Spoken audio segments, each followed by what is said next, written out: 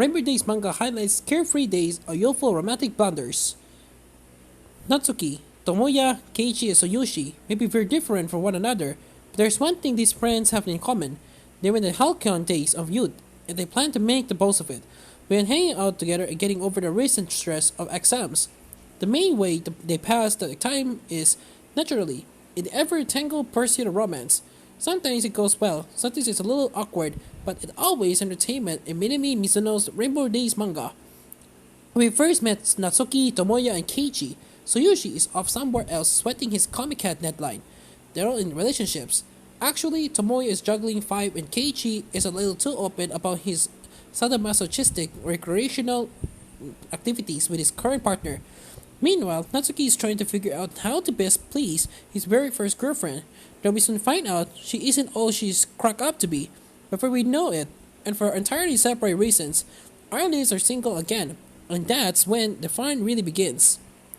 It doesn't take long for Natsuki's loss to turn into a potential gain, as he quickly finds another girl to be infatuated with to help him along the way. His always questionable friends attempt to push him in the right direction to vote these potential new love interests, but can they really be relied up to make him look like anything other than a love-lorn novice?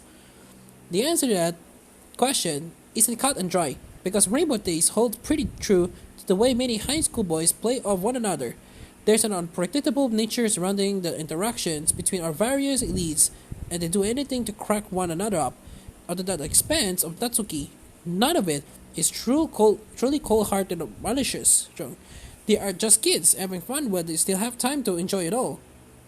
Even the attempt at the romance, Rainbow Days, is at its heart about a very specific, if brief, window of time that inevitably leaves an indelible impression on one's life.